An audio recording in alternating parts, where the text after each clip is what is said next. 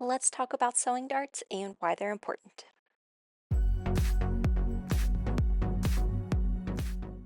Welcome, I do sewing and DIY related content, and today we are talking about a sewing dart.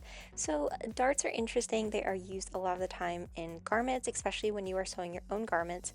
And so today I thought we could take a few minutes to just talk about them, talk about why we use them, and what would happen if we didn't have them.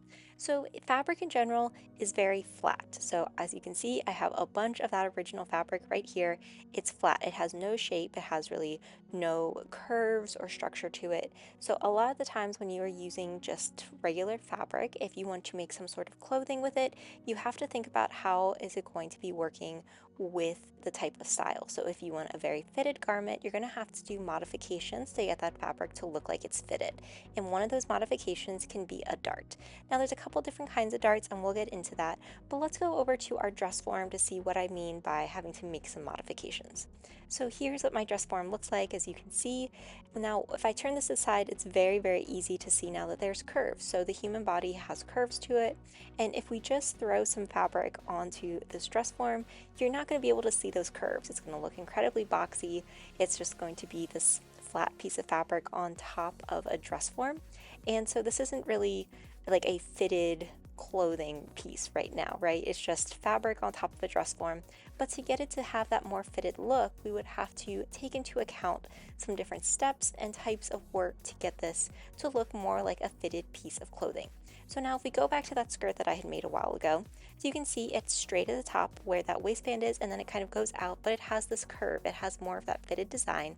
And part of this is due to that dart that was placed. So when you use darts, they can be used normally like near the waist area. For women, it'll be near the bust. So in this case, there's 4 darts in the skirt, 2 at the front and 2 in the back.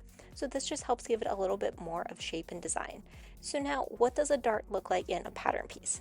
So I have a pattern piece right here, and you can see that this is what a dart looks like. So it looks almost like this triangle. Then we are bringing these two pieces together to give us a little bit more dimension and fit into our clothing. So this is at the back, so near where the waist portion would be of a skirt. So how do we transfer over these markings? So the first is you want to mark the top portion, so that widest portion, and then the point. And then I just like to draw that line between them on the wrong side of my fabric. So here's what it looks like. And then once we have these together, you are going to be bringing the right sides of your fabric together. So bring those right sides together so you'd be able to see those lines. And then you are just going to be marking at the top where it is. So here, so those are the 2 lines on mine. On my fabric, I did actually accidentally draw this on the right side, so that's why it's kind of a little bit in reverse, but technically this would all be, those lines are on the wrong side of your material, and then you would be kind of folding this over with right sides together, and then we would just be pinning this up, and then I'm just going to be adding my pins all the way along that line. So this will allow you a really easy way to see where you need to sew all the way along your fabric. So now this will give us that nice little triangle area that we need to sew through. There are different types of darts, so that was just like a single point dart. You can have a fisheye dart, which is used a lot of the times for like dresses around the waist area. So you can see here it almost looks like 2 darts coming together. And another way that you could do these markings is with thread. So I've just created little spots, as you can see, along the way, and I'm just using a little bit of thread. I'm now going to take this off, and what I'll see is I have all of these points now transferred over. So if you just wanted to use items you had on hand, this is a great way to mark where those points are, and then you can go through using your ruler to really connect these, similar to how I did with the other pattern piece. You can also use tracing paper, where you put your tracing paper between your fabric and that pattern piece and then draw out where those lines would be for the dart. I do not have any tracing paper. I've always done it this way, and it works out really well for me. So for this dress, for example, you'll see that we actually have a lot of different darts. So we have that single point dart and those fisheye darts, and sometimes patterns will have you do both.